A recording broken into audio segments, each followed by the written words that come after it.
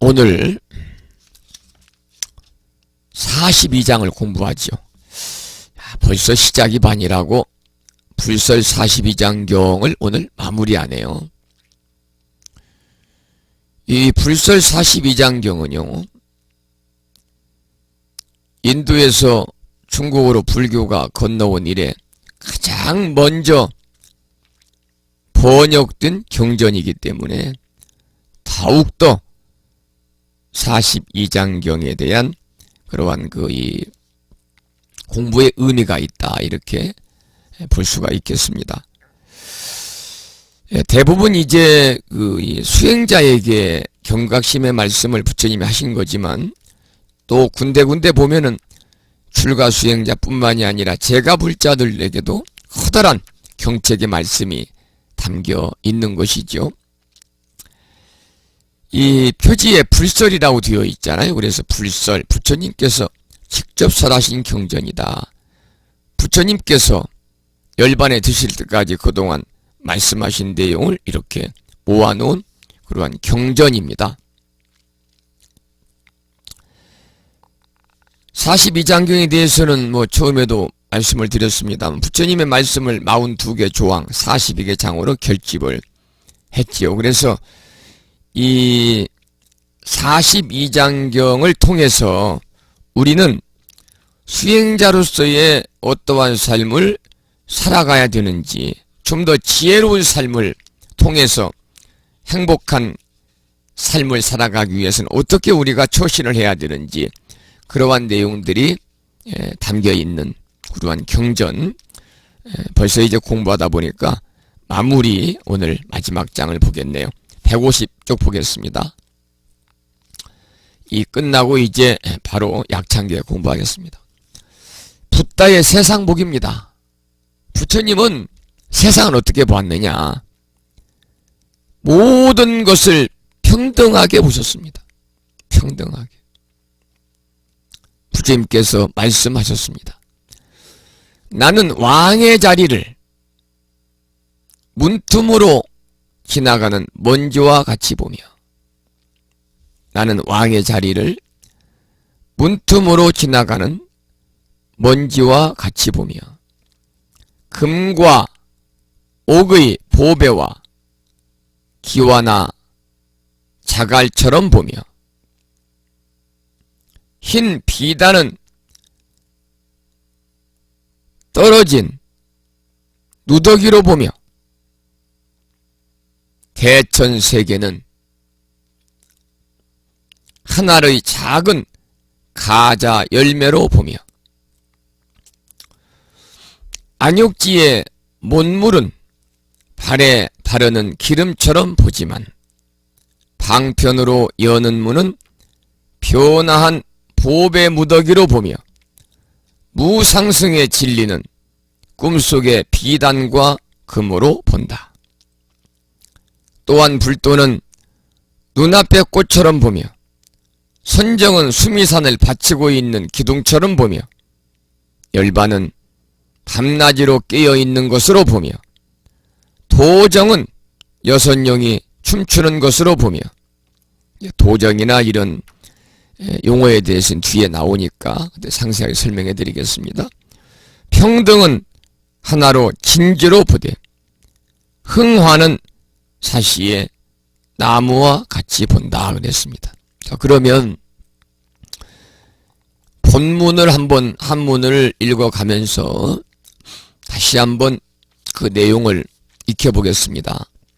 불언하사대, 부처님께서 말씀하시되 오시왕후 지위를 여과 극진하며, 이 말은 무슨 말이냐면, 나우자, 보시자, 임금왕자, 후자는 제후자지요. 제후자. 내 임금과 후자는 제후입니다. 제후의 자리 보기를, 내 임금과 제후의 자리를 보기를 여과 극진하며 같을 여자 지날 과자, 극자는 틈극자입니다. 문틈입니다. 문틈. 그리고 티끌 진자입니다. 마치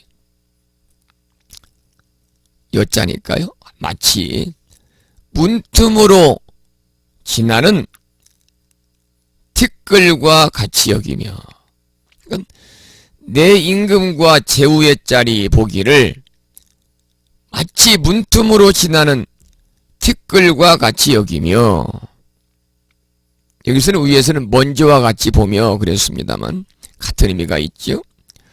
시, 금옥, 지보를 여와력하며, 이 말씀은 금옥지보거든요. 금이나 옥 같은 보배 보기를 그 말입니다. 금이나 옥과 같은 보배 보기를 여와력하며, 여기서 와자는 기와 와자거든요. 기와 와자. 력자는 뭐냐? 조약돌 력자입니다. 그러니까 금이나 옥 같은 보배 보기를 기와장이나 력, 조약돌과 같이 여기며 그 말입니다.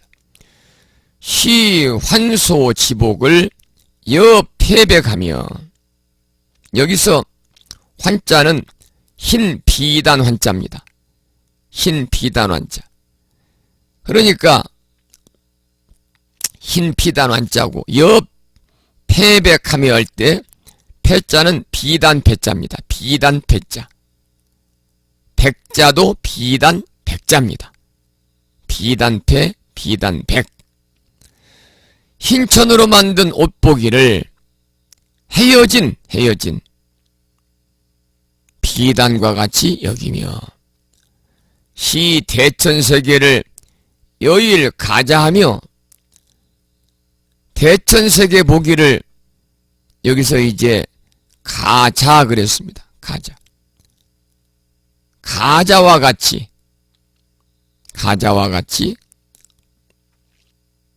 가자 열매라고 쓰여 있잖아요.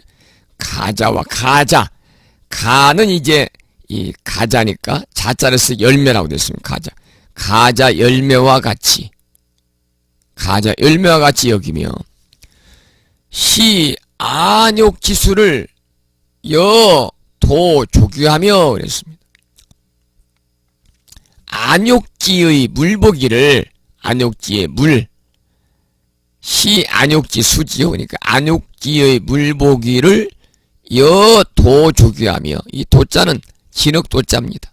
그러니까 안욕지의 물보기를 발에 바르는 조규, 기름같이 여기며, 시 방편문을 화보치하며, 방편문 보기를 화보치와 같이 보며, 시 무상승을 여몽금백하며, 무상승 보기를 꿈속의 금이나 비단같이 여기며, 시 불도를 여한 전화하며, 불도를 보기를 눈앞에 공화, 빌공자, 꽃화자, 공화같이 여기며, 시 선정을 여수미주하며, 선정 보기를 수미산의 기둥과 같이 여기며, 시 열반을 여주서고하며, 열반 보기를 아침 저녁으로 주석이죠. 여주서고, 주자는 낮주자고 석자는 저녁주자니까요. 낮과 저녁이니까 열반 보기를 아침 저녁으로 깨어있는 것 같이 여기며, 시 도정을 여육용부하며, 도정 보기를 육룡이 춤추는 것과 같이 여기며, 여기서 용부니까요. 육룡이 춤출 무자잖아요. 춤추는 것 같이 여기며, 시 평등을 여일진지하며, 평등 보기를 일진지와 같이 여기며, 시 홍화를 여 사시목 하느니라. 흥화보기를 사시 추나투동 사시의 나무와 같이 여긴다. 이러한 내용입니다. 그래서 여기 나오는 용어들이 뒤에 상세하게 나오니까 내용을 함께 읽어오면서 우리가 공부를 하겠습니다. 151쪽 해설문을 한번 보시면은요, 이 장은 42장경의 마지막 장으로 부처님께서 당신의 평상시 마음가짐을 보이는 동시에 일체법의 실상을 법안으로 살펴 중생의 집착을 남김없이 깨뜨려 중생의 수행의 표준으로 삼아야 할 것이 무엇인가를 보여주고 계신다. 그러니까 한마디로 말씀을 드리면 부처님은 모든 것을 평등하게 봄을 밝히는 거예요. 모든 것을 부처님께서는 평등하게 보시는 것을 밝힌 내용이다. 이렇게 요약해서 말씀을 드릴 수가 있습니다. 실상을 꿰뚫어 보신 부처님은 다음과 같이 말씀하신다. 왕위는 한낱 문틈을 지나가는 먼지와 같이 본다. 그러니까 내 임금과 제후의 자리 보기를 마치 문틈으로 지나가는 티끌같이 여긴다는 겁니다. 나는 왕의 자리를 문틈으로 지나가는 먼지와 같이 본다 그 말이죠. 일국을 다스리고 천하를 호령하는 자리고 온갖 부귀영화를 다 누리는 그러한 지위라 할지라도 결국은 형체도 그림자도 남지 않는 한낱 문틈 사이를 지나가는 먼지처럼 볼 뿐이다. 이렇게 부처님 말씀하셨습니다. 이 말은 뭐냐? 한마디로 세상의 무상함을 여실히 보신 겁니다. 세상의 무상함. 이 세상에 영원한 것이 어디 있겠습니까? 그래서 불교에서는 삼법인 중에 불교는 재행무상이라는 게 있지 않습니까? 재행무상. 재행무상. 모든 것은 항상하지 않는다 그 말입니다. 항상하지 않는다. 이 말은 모든 것은 변한다 그 말입니다. 여러분 생각해 보십시오. 이 세상에 변하지 않는 것이 하나도 없지 않습니까? 그것이 물질이든 정신이든 어느 것에도 예의가 없습니다. 제가 자주 말씀을 드리지만 여기에는 두 가지 법칙이 있어요. 하나는 생주이멸이고 또 하나는 성주교육공입니다. 생주이멸이라는 것은 존재하는 모든 것들은요, 반드시 생겼다가 잠시 머무르고는 변해서 언젠가는 소멸한다는 법칙입니다. 이 세상에 존재하는 모든 것들은 반드시 생겼다가 생주, 머무를 주자죠. 잠시 머무르고 변해가지고 언젠가 소멸한다. 그래서 생주이멸은 시간적인 측면에서의 무상입니다. 반면에 성주괴공은 우주 공간적인 측면에서의 무상을 강조하고 있는 겁니다. 우리가 이 세상의 모든 존재는 생주이멸한다 그랬는데 어떤 거 생겨나서 생이잖아요. 날생자. 이 세상에 잠시 머무르다가 머무를 주자입니다. 언젠가는 변해서 변한다는 것이 이제 여기서는 다를 이자를 씁니다만 언젠가는 변해가지고 언젠가는 변해서 생주 이멸 멸할 멸자거든요. 결국은 없어지고 만다. 멸하고 만다. 이 대표적인 것이 바로 생로병사가 가장 우리들에겐 피부에 와닿는 현실적인 그런 예입니다. 여러분들 아침마다 세면하시고 얼굴도 보시지요? 얼굴도. 여러분 지금 자신의 얼굴이 그대로 있을 것 같지만 언젠가는 다 쭈글쭈글해져 가지고요. 늙고 병들 없어지고 맙니다. 우리 인간의 마음도 마찬가지거든요. 어떤 생각이 일어나가지고 어떤 생각이 일어나서 마음속에 머무르다가 어떻습니까? 언젠가는 변해서 없어지고 맙니다. 그것이 물론 어떤 것은 흐름이 매우 빠를 수도 있고 매우 느릴 수도 있습니다만, 그래서 이 우주 공간은 성주개공한다. 어떤 것이 참 서로 인연에 의해서 이루어져 가지고, 그리고 잠깐 존재하다가 언젠가는 파괴되어 가지고 결국 아무것도 없는 빈 상태가 되거든요. 우리가 해와 달, 하늘과 땅이 영원할 것 같지만 언젠가는 이것도 다 텅 빈 공의 상태가 된다는 겁니다. 그러니 결국은 이 세상의 모든 것은 다 변한다. 이 세상에 변하지 않는 것은 하나도 없다. 바로 이러한 무상함을, 이러한 붓다의 세상 보기를 통해서 부처님께서는 여실하게 증명해 주신 겁니다. 자, 중간 보면은요, 또 부처님께서는 금은 보화나 기와나 자갈처럼 본다 그랬습니다. 금은 보화나, 금과 옥의 보배는 기와나 자갈처럼 보며, 기와나 자갈처럼 본다. 금은 보화 또한 범부 중생의 눈에는 보배처럼 보일지 모르지만은 법의 눈, 법안으로 보면은 가치 있는 것도 탐할 만한 것도 없는 것으로, 어떤 기회에 이런 것이 생길지라도 차라리 갖고 싶어하는 사람이 있으면 그에게 빨리 보시하라는 그러한 가르침입니다. 우리가 중생들의 육안으로 보는 거하고 법안으로 보는 거하고는 천지 차이잖아요. 천지 차이. 하늘과 땅 차이죠. 이어서 부처님께서는 흰 비단옷은 떨어진 누더기로 본다 그랬습니다.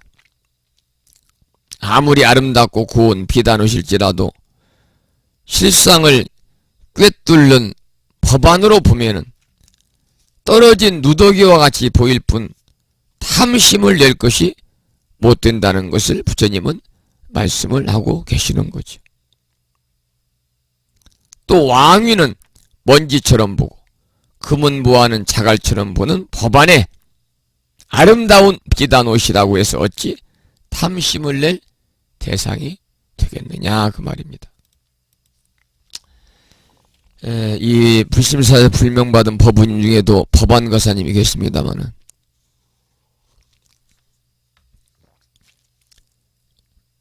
일체법을 분명하게 비춰보는 눈입니다. 그리고 불법의 바른 이치를 꿰뚫어보는 그런 지혜의 눈이 바로 법안입니다. 부처님께서는 또 대천세계는 하나의 가자 열매와 같이 본다 그랬는데, 가자란 건 뭐냐면, 가자, 일명 가리륵이라고 하는 약재로 쓰이는 작은 열매라고 쓰여 있습니다. 저도 이 가자를 나무 열매를 본 적은 없습니다만은 부처님 당시에 이런 가자 열매가 있었는가 봐요. 약재로 쓰이는 열매랍니다. 또 대천세계는 우주를 통틀어 지칭하는 것이지만은 부처님께서는 대천세계를 저 하늘의 가자 열매, 가리륵 열매와 같이 본다고 해서 단지 눈에 보이는 크기가 큼이 아니고 작음이 실로 작음이 아닌, 눈에 보이는 크기가 큰 것도 아니고 작은 것도 아닌, 소위 말하면 크고 작은 분별심을 없앤 것이다 그 말이죠. 또 안욕지의 본물은, 이 안욕지라는 것은 안욕달지의 줄임말이라고 쓰여 있습니다만은 무열이다 한자로는, 즉 뜨거운 번뇌가 없는 그러한 청량이라고 번역을 한다고 쓰여 있습니다. 또 안욕지의 못물은, 연못의물은 발에 바르는 기름 정도로 본다고 하셨다.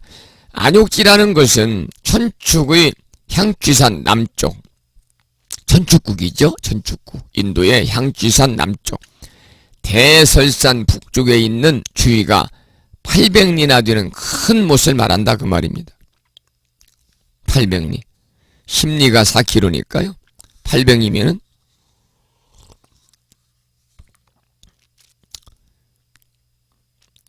320kg나 되는 거죠.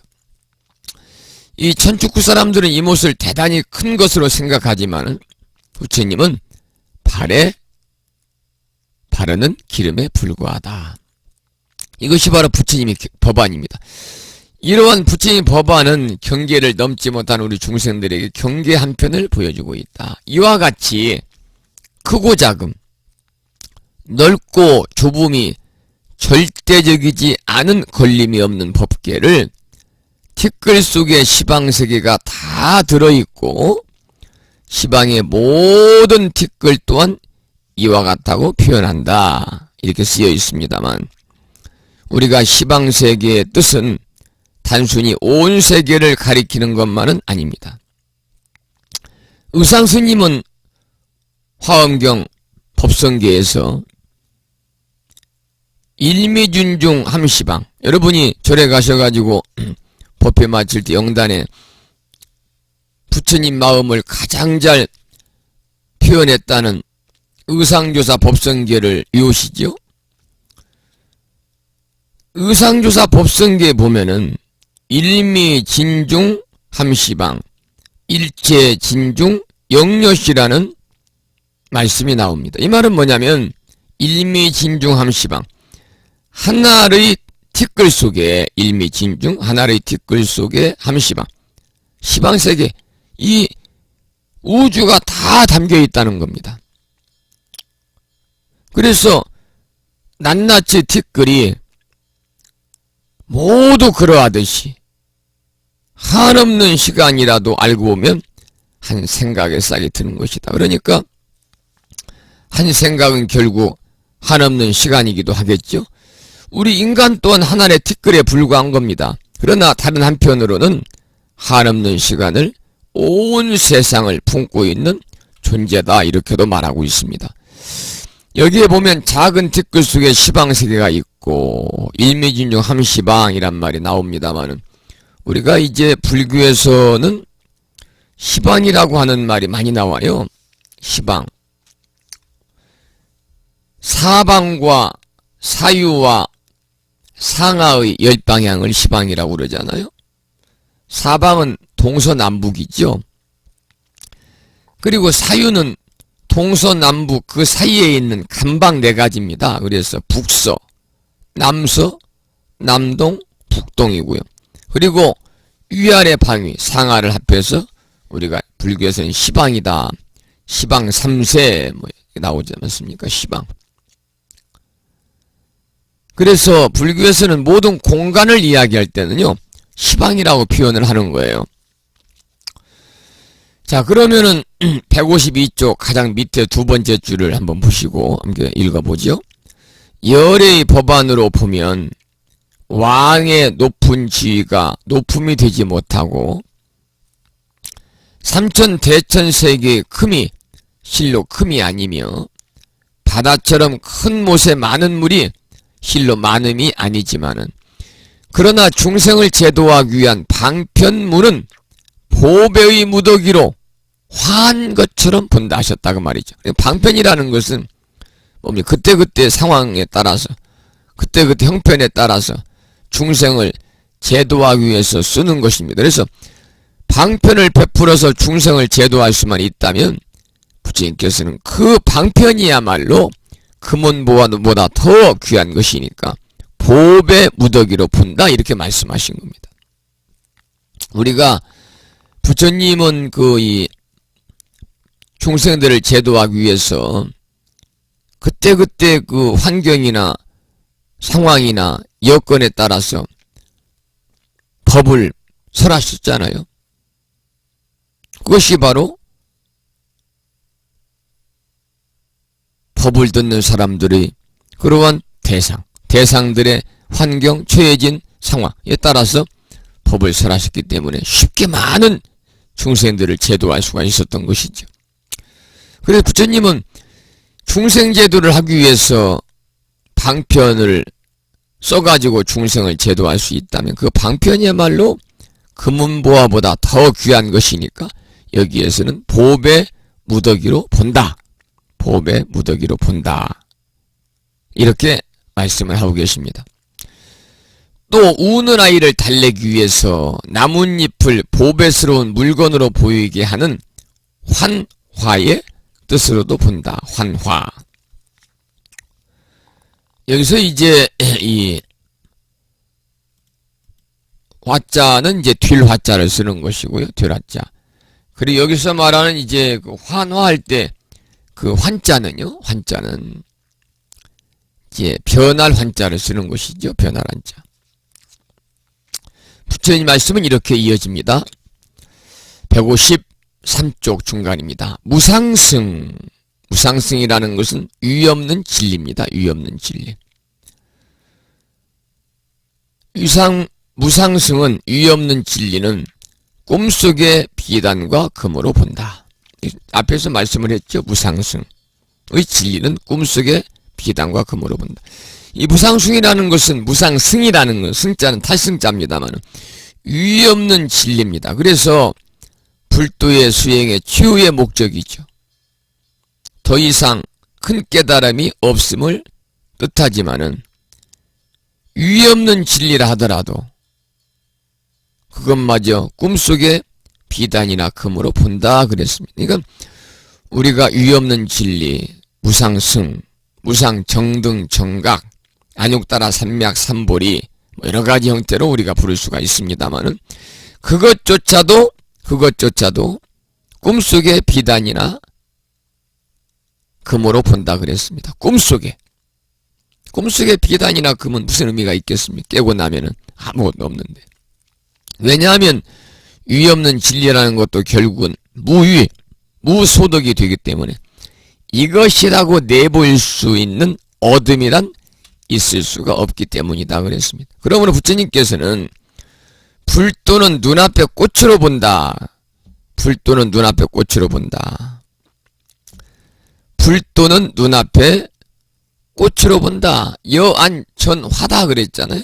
불도는 전화, 눈앞에 꽃으로 본다. 84,000 법문이 있고 수많은 방편이 있고 또 진리의 가르침이 있지만은 그것은 다만 중생을 제도하기 위해서 근기에 따라 제도의 방법과 그 길을 설한 것이기 때문에 눈앞에 꽃처럼 여긴다 그랬습니다. 이어서 이제 선정에 대해서 나오잖아요. 선정은 수미산을 바치고 있는 기둥처럼 보며 선정은 수미산을 바치고 있는 기둥처럼 본다. 선정이라는 것은 정자는 정할 정자입니다만 우리가 이제 다른 말로는 선정을 정려라고 그러는데요. 곧 심상, 마음 심자 생각상자, 심상의 산란함을 진정시키면서 물결이 이는 물을 맑고 고요하게 하는 것과 같이 물결이 이는 물을 맑고 고요하게 하는 것과 같이 부동시 움직이지 않는 마음의 경계에 드는 것을 선정이다 그럽니다. 선정이다. 우리가 선정에 들었다.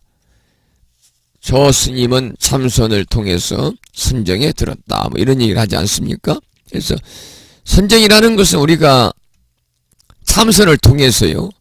참선을 통해서 내 마음의 내면을 닦아내는 겁니다. 참선을 통해서 마음의 내면을 닦으면 뭐가 되느냐?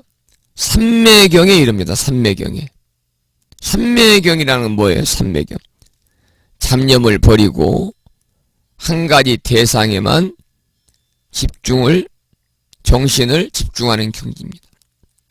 잡념을 버리고 한 가지 대상에만 정신을 집중하는 경지. 이 경지에서 바른 지혜를 얻는 것이고 이 경지에서 또 이 경지에서 대상을 올바르게 파악하게 된다고 그러거든요. 그래서 삼매라는 것은 산스크리트어로는요. 여러분 많이 들으셨을 거예요. 사마디. 이게 이제 선정입니다. 선정.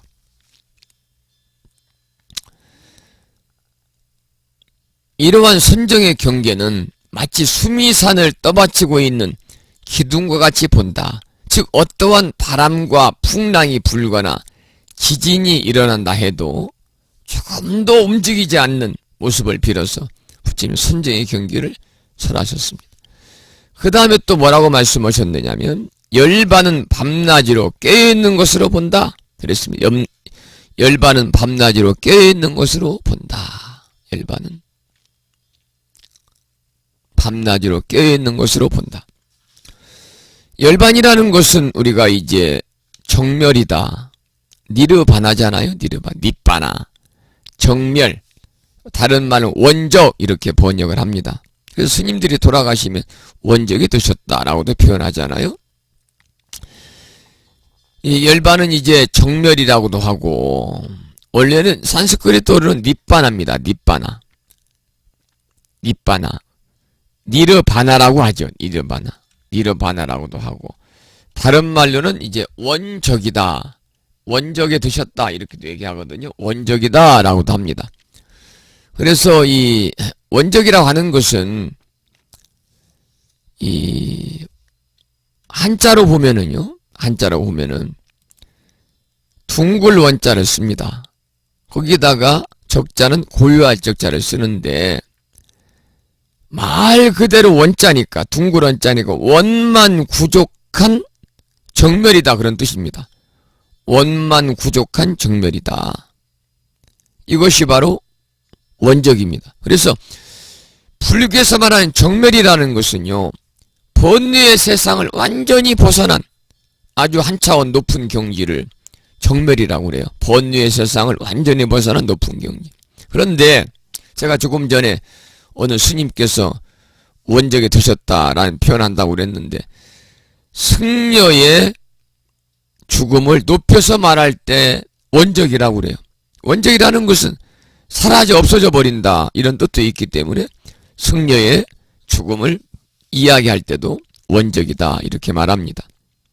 역시 좀 수행을 잘하고 훌륭한 스님이 돌아갔을 때 원적이라고 그러죠. 뭐 아무나 죽으면 원적이라고 하진 않지요. 물결이 일던 물이 고요해지면 거기에는 미도 없고 미욕이죠. 미혹함도 없고 반대로 깨달음이라는 것도 없는 경계를 뜻하는 것이다. 이 열반의 경계를 밤낮으로 깨어있는 것으로 여긴다고 하신 것이다. 이어서 부처님은 그 다음 보면 이제 도정이 나오잖아요. 아까 조금 전에 읽어드린 도정은 여섯용이 춤추는 것으로 보며 그랬습니다. 도정은 시도정은 여육 용부하며 그랬습니다. 이 말은 무슨 말씀이냐면 도정은 6마리의 용이 춤추는 것처럼 본다. 도라는 것은 전도입니다. 전도. 다시 말씀을 드리면 아직 깨달음을 얻지 못하고 미혹에 처한 것을 뜻하는 겁니다. 이게 도입니다. 우리가 전도. 이 반야신경에도 원리 전도몽상이라고 하는 그 말씀이 나오잖아요. 원리 전도몽상. 전도라고 하는 것은 뭐냐면 거꾸로 뒤바꾸는 겁니다. 그러니까 이 전자는 넘어질 전자를 씁니다. 넘어질 전자. 그리고 도자는 넘어질 도자, 거꾸로 도자. 그러니까 넘어질 전자에 거꾸로 도자. 거꾸로 넘어지는 거예요. 그런데 불교에서는 전도를 어떻게 해석하느냐. 고통의 원인이 되는 번뇌 때문에 고통의 원인이 되는 번뇌로 인해서 잘못된 생각을 한다든지 또 번뇌로 인해서 현실을 제대로 파악하지 못하는 것을 전도다 이렇게 말하는 거죠. 그러니까 여기서 도라는 것은 거꾸로 도자인데요. 전도를 얘기합니다. 그러니까 아직 깨달음을 얻지 못하고 미혹에 처한 것을 뜻하는 것이고 도정할 때 정은 바를 정자인데 정견입니다. 정견으로 깨달음을 뜻하는 거니까요. 도정이라는 것은 미와 오 깨닫지 못한 미혹함과 깨달음 오를 말한다 그 말이죠.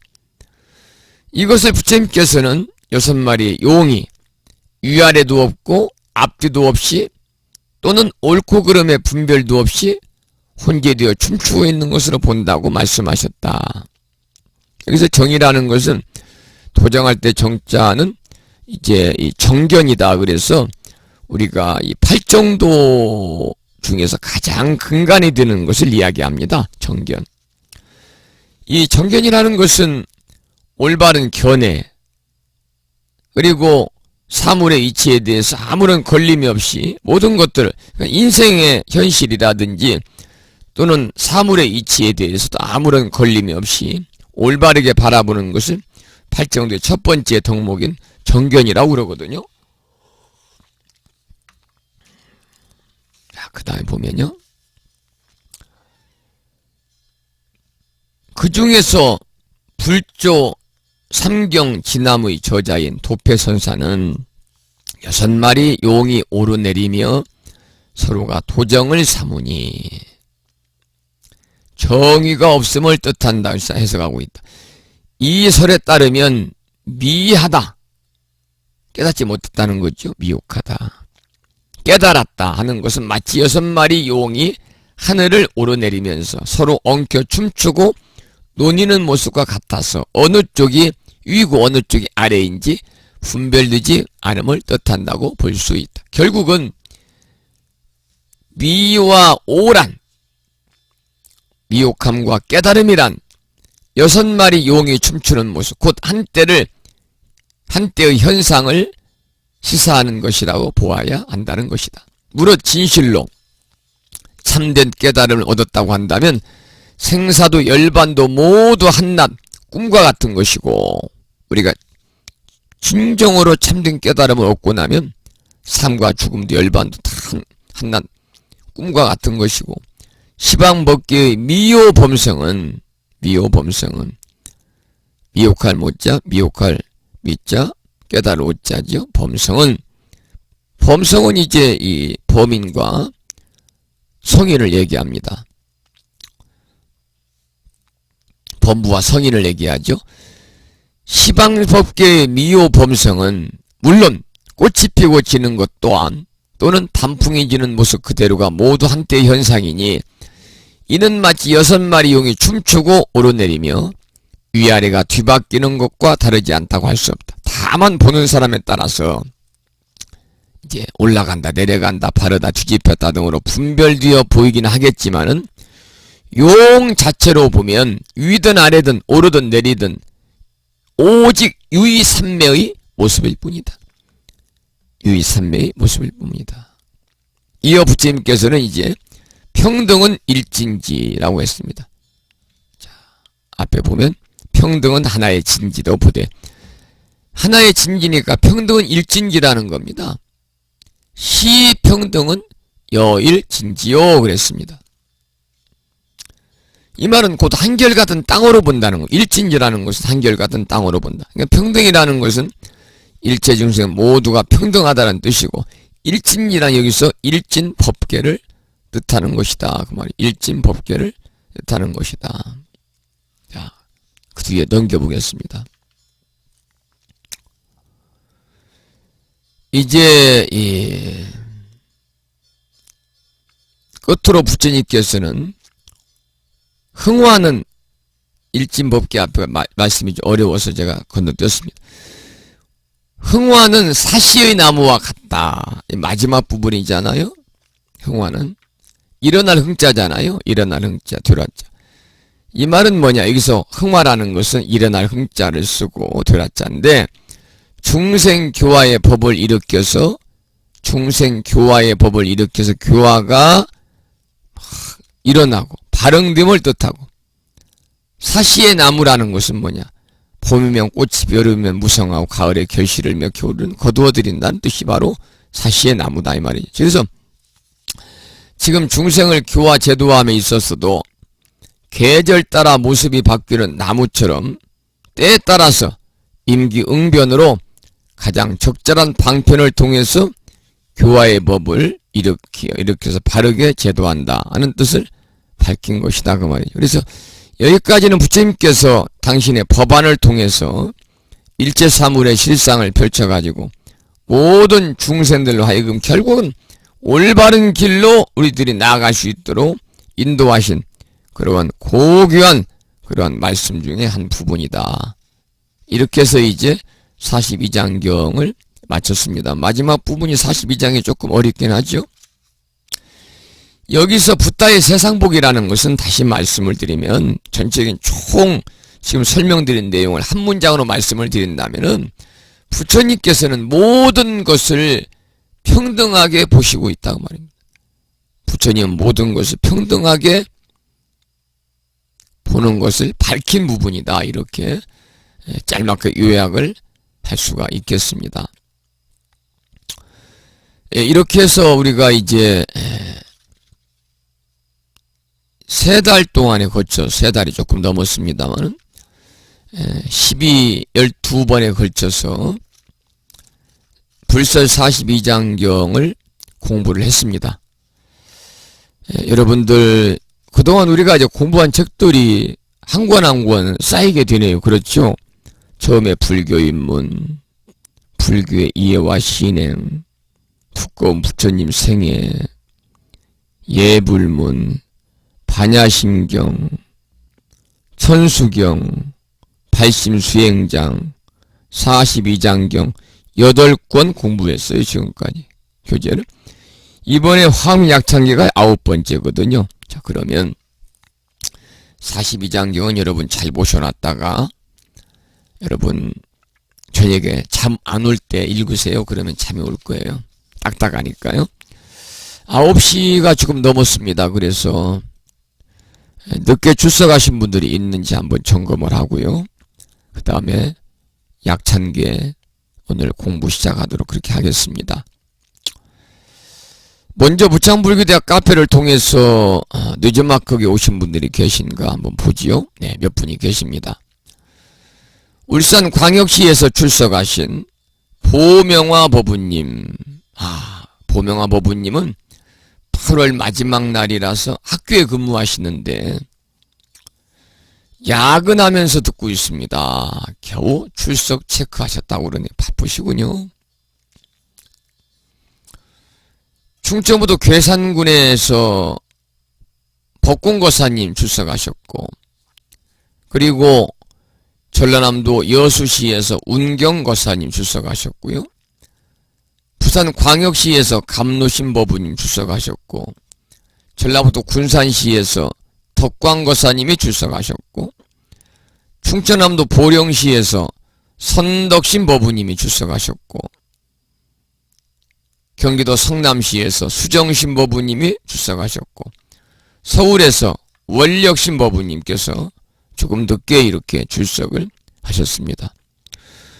그리고 소승이 운영하는 스마트폰을 통해서도 늦지막하게 많은 분들이 출석을 하셨네요. 부산의 선심행법우님 출석하셨습니다. 그리고 서울의 수연행법우님 재방송으로 공부하겠습니다. 그러셨네요. 그리고 서울에서 사업하고 계시고 경기도 일산에 살고 계시는 길상행법우님 퇴근이 늦어서 고양시에 살고 계시죠? 퇴근이 늦어서 늦게 출석했다고 그러십니다.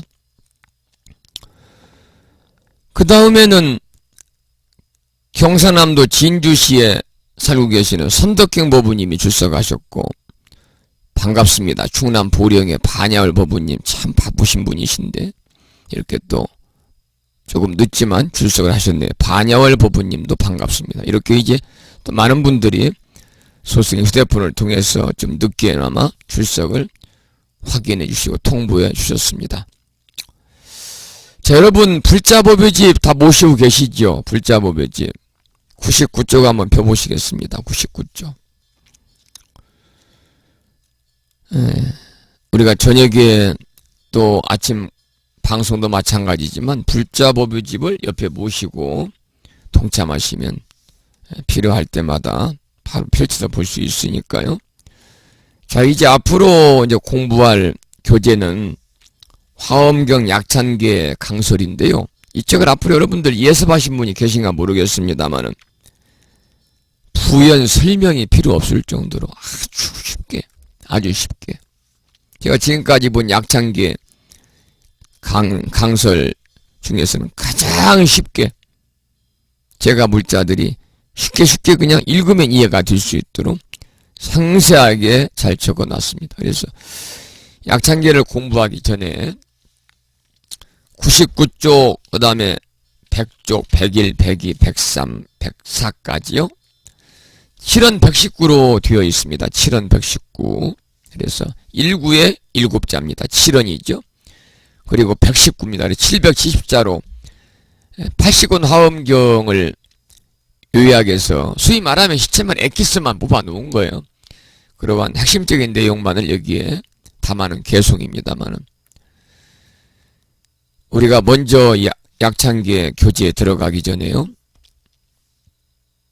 화엄의 약창계를 한편 불자 법요집을 보면서요 함께 따라서 독송을 하고 나서 그리고 교재로 들어가겠습니다. 여러분, 저녁이기 때문에 해광 스님의 독경을 들어보겠습니다. 함께 보시면 따라서 하시죠.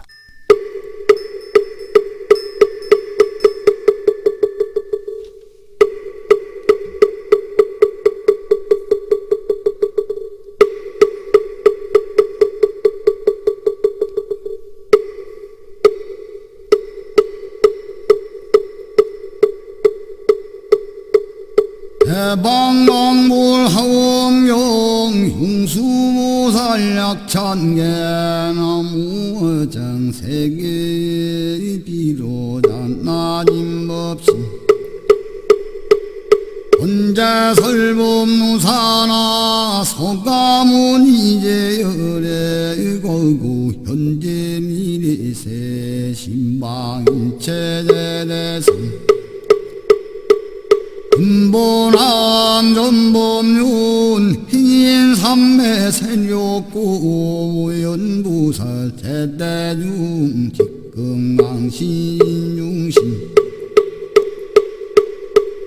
독행신중 노량신 주성신중 유지신 유산신중 주림신 주약신중 유가신 주화신중 유예신 주수신중 유화신 유풍신중 유공신 유방신중 유야신 주주신중 하수라 간주라 왕인나를 마후라가 야창 제대웅왕구반다 흥은달모 원물천저 인천 자중누리천 야마천은 도솔천 한락천랑다와천 대범천랑왕은천 변정천왕왕과천 대저제왕불가설 보현문수 대보설 법회공덕응강 응강장 끄응강에 광염당 끄수미당 내덕성문설이조 급여비구 행각등 우마세장 우마이 선제동자 동남영 이수무량 불가솔 선제동자 선지식 문수산지 제제위 덕운의 운선조송 미가에타요에 수사빈모우사돈 승열머라저 행여 승견제제주동작 구종우부 명지사 법보계장묘문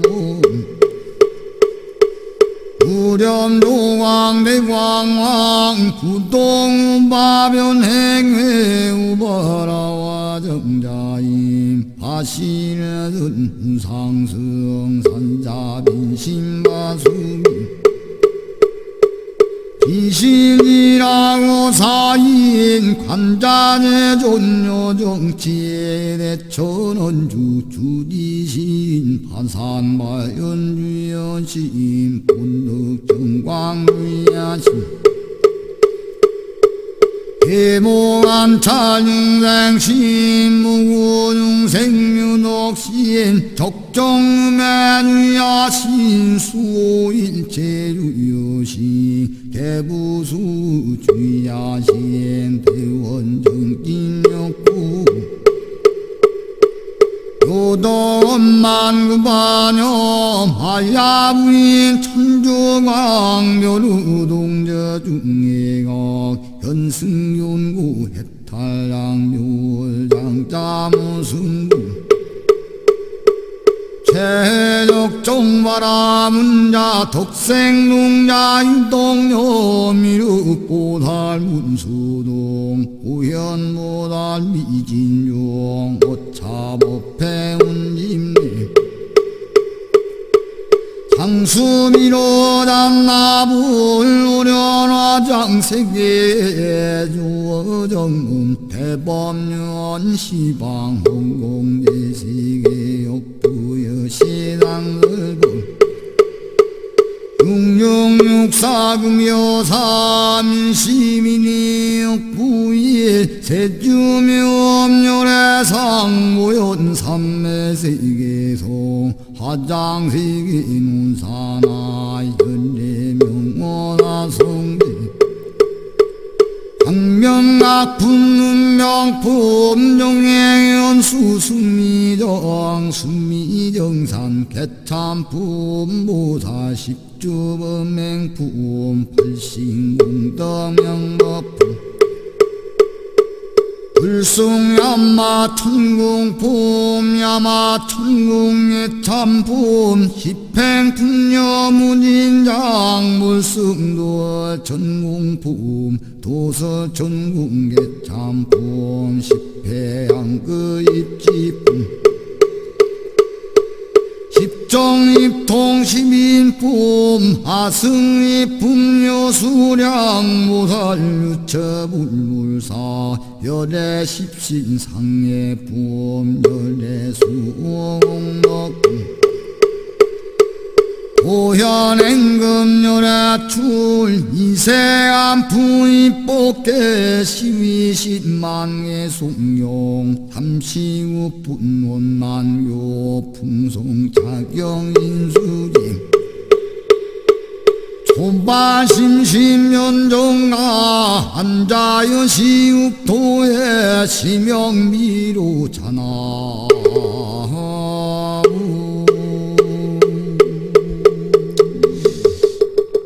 저녁이라서 조금 부드러운 독경으로 해광스님의 독경으로 약찬계를 한편 들어보았습니다.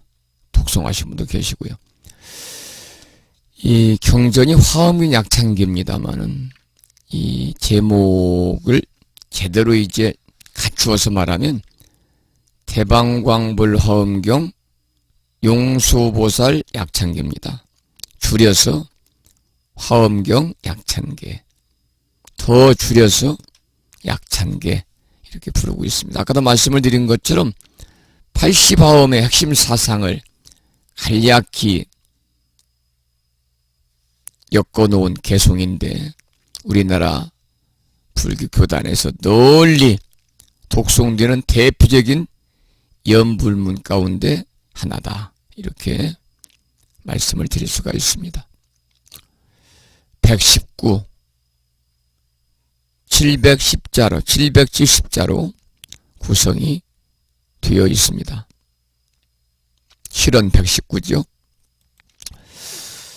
그런데 이 화음인 약찬계는요, 이제 이 약찬계 속에 화엄경의 방대한 내용을 다 담고 있다. 그래서 특히 이제 매달 초하루, 초이틀, 초사흘날 신중기도라든지 정초 화엄살림 기도를 할 때 빠짐없이 독송되는 기도문입니다.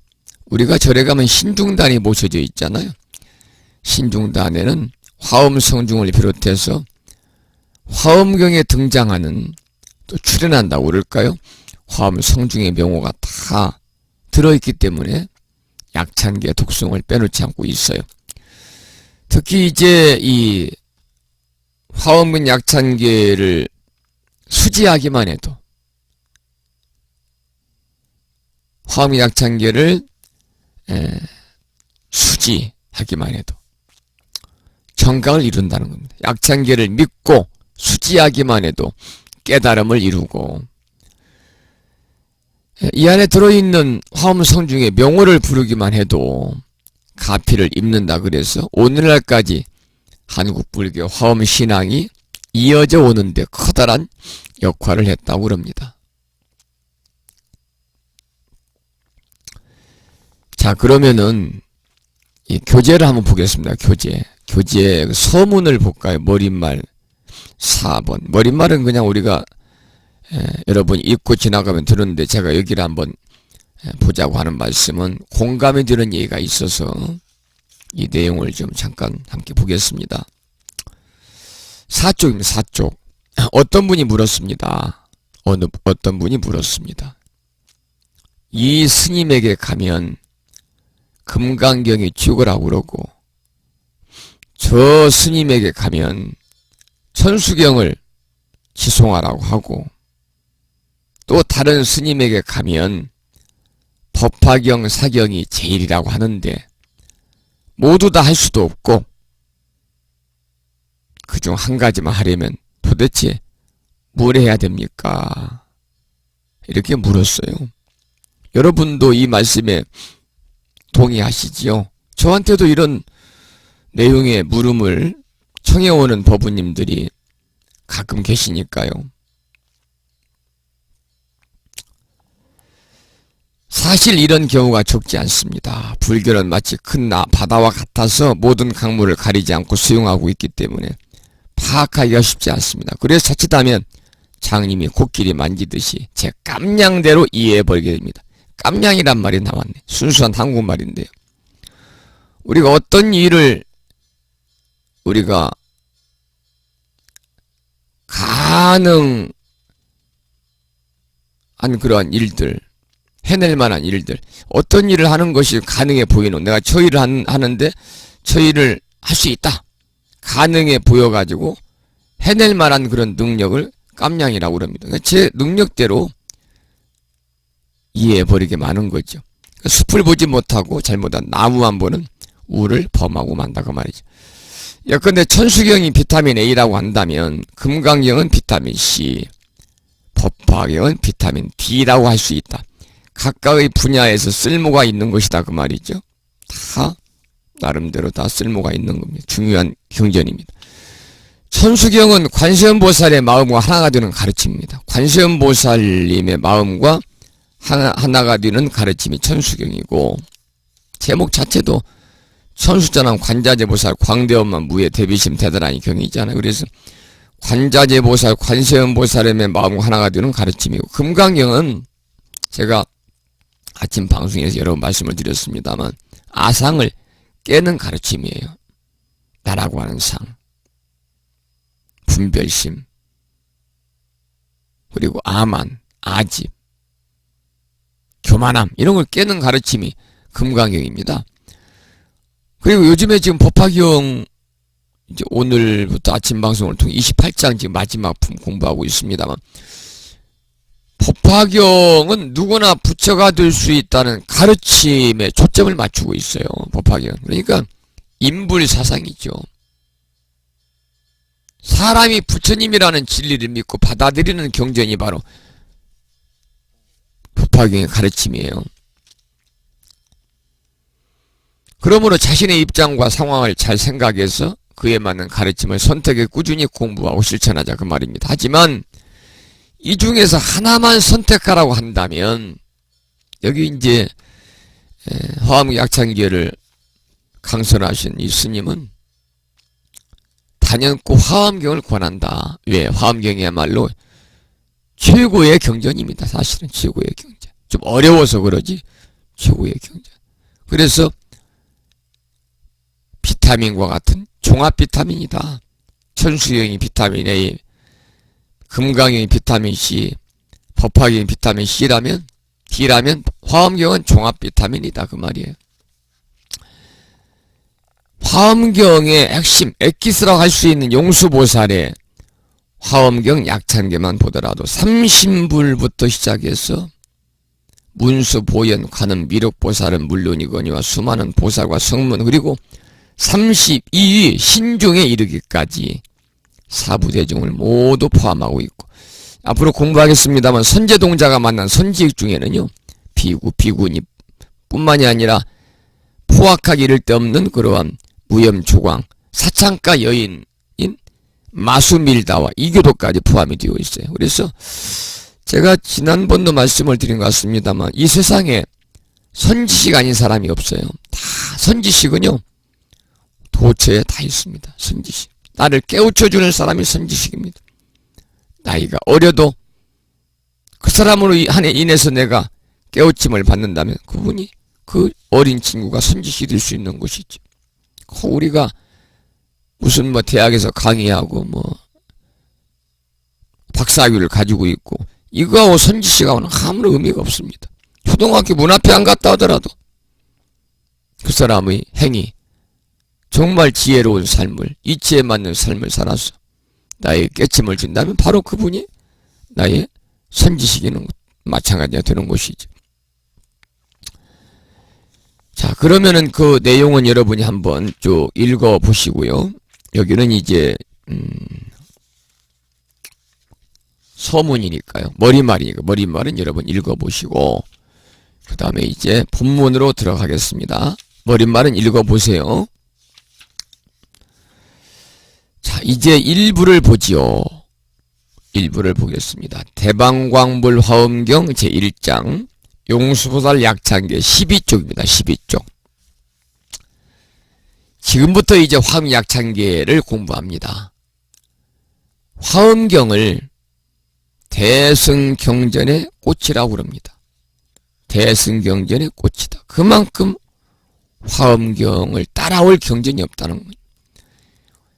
양도 마찬가지고 그 내용도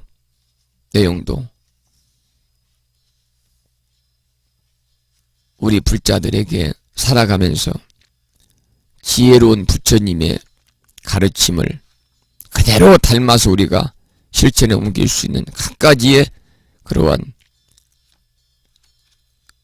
부처님 말씀이 담겨 있는 거죠. 그래서 대승경전의 꽃이다.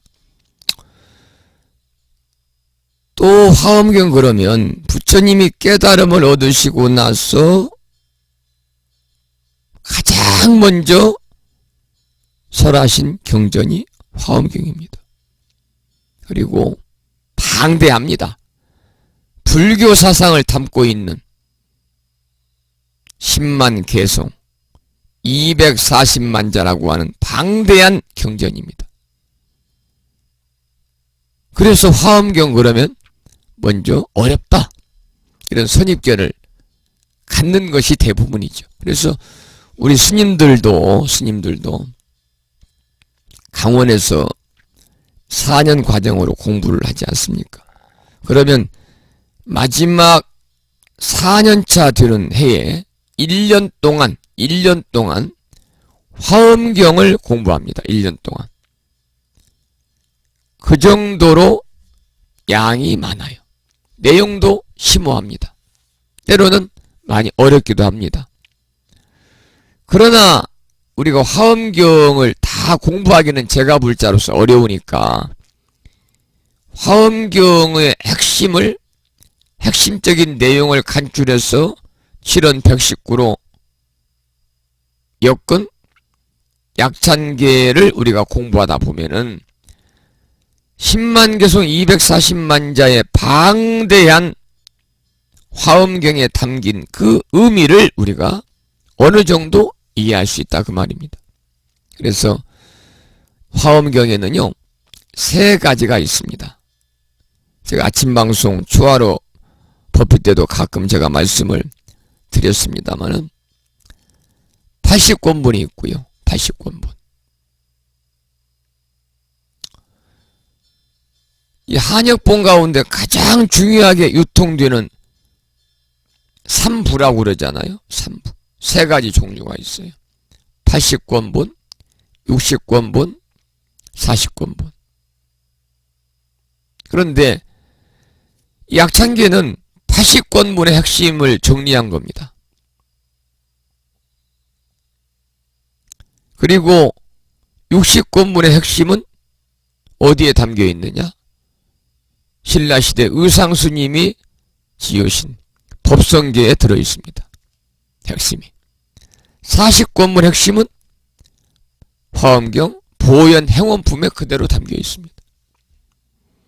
그래서 오늘부터 우리가 이제 공부하는 이 약창계는 80권본의 핵심을 정리한 것이고, 아까도 말씀을 드린 것처럼 원래 명칭은 대방광불 화엄경 용수보살 약창계, 지금 12쪽에 나와 있잖아요. 그것이 본래의 갖추어진 이름입니다. 그래서 이 80권본에 등장하는 신들이라든지 또는 이 39품이 다 정리가 되어 있는데, 한 구절에 7자씩 110개 식구를 이루어가지고 모두 770자다. 그런데 대방광불 화엄경 용수보살 약창계, 용수보살이 지은 개송이라고 하지만 지금 불교학계에서는 후대에 또 다른 사람이 저술했다는 그런 견해도 있고 그렇습니다. 어쨌든 간에 약창계는 80권 화엄경에 방대한 내용을 축약하게 담고 있어가지고 여전히 우리나라의 사찰에서는 독송되고 있습니다. 매달, 내일이 추하루잖아요. 내일이 음력으로 8월 추하루입니다만, 추하루 법회가 되면 크고 작은 많은 사찰에서 화엄 신중 기도를 봉행합니다. 그때 신중단에 모셔진 백사의 화엄 신중을 비롯해서 화엄경에 등장하는 그러한 화엄 성중의 명호가 다 등장하는 그런 약창계 독송을 빼놓지 않고 있기 때문에, 여러분들 우리가 약창계를 독송을 꾸준히 하면서도 이게 무슨 말인지를 모르고 한문만 읽어 내려가는 수도 있지만은 외우고, 그것보다는 우리가 상세하게 공부를 하면서 독송을 하면은 더 의미가 마음에 깊이 아로새겨져서 환희로운 그러한 마음으로 기도가 되지 않을까, 그런 생각이 들어서 이번 교재는 화엄 약창계로 제가 선택을 해서 오늘부터 공부를 하게 되겠습니다. 자, 그러면 13쪽을 보지요. 13쪽. 위에서 6번째 줄, 화엄경 약창계는 세 종류의 화엄경 중에 실찬한타가 번역한 80권본 화엄경을 용수보살이 골수만을 골라서 108행의 개송으로 간략히 적어 놓은 것입니다. 여기서 왜 108행? 아까 제가 실은 119라고, 여기는 108이라고 나왔잖아요. 제목을 빼서 그래요. 대방광불 화엄경 용수보살 약창계를 빼면 행이 108개입니다. 108행입니다. 대방광불 화엄경 용수보살 약창계 제목을 집어넣으면 110행이죠. 그래서 우리가 이 약창계 개송을 하나하나 공부하다 보면은 화엄경의 일체의 내용을 한눈에 본 것과 같은 커다란 효과가 있다 그 말입니다. 여러분들이 화엄경 공부하기가 힘드니까 약창계 개송을 공부하면 화엄경을 한눈에 본 것과 같은 효과가 있다. 자, 그러면 대방광불 화엄경 용수보살 약창계, 그래서 12쪽에 보면 뭐라고 기록이 되었냐면은 크고 반듯하게, 크고 반듯하고, 그 다음에 광대한 불화 부처님의 꽃으로 장엄한 경전이다. 또 용수보살 약창계, 용수보살이 간략히 현찬한 개성이다. 우리가 경전을 보면 경전의 제목만 봐도 그 내용을 어느 정도 알 수 있다는 말씀을 드렸고, 경전의 제목만 이어도 커다란 기도의 공덕이 있다. 그래서 대방광불 화엄경 7자를 암송을 해가지고요, 팔자 고친 사람 이야기도 제가 심심치 않게 몇 차례 여러분들에게 들려드린 것 같은데 모두들 기억하고 계시죠? 대방광불 화엄경 7자만을 열심히 이은 그러한 공덕으로 나이가 40이 넘어가지고 장가도 못 가고 나머지 머슴을 살던 땡땡땡이가 하루아침에 억만장자가 돼가지고 떵떵거리고 잘 살았다는 이야기를 여러 번 해드려서 생략을 하겠습니다만은, 그 정도로 이제 우리가 대방광 화엄경도 제목만 이어도 그 큰 공덕이 있다 그 말이에요. 자, 그러면 자 이제 중간에 봅니다. 대방광불 화엄경 용서보살 약찬계는 제목이다 그랬습니다. 제목입니다. 제목. 갖추어진 제목입니다. 줄이지 아니하고. 화엄경 약찬계는 제목까지 110행이고, 그러니까 110행, 119다 그 말입니다. 글구자. 그리고 제목을 빼면 108행, 108구가 되겠죠.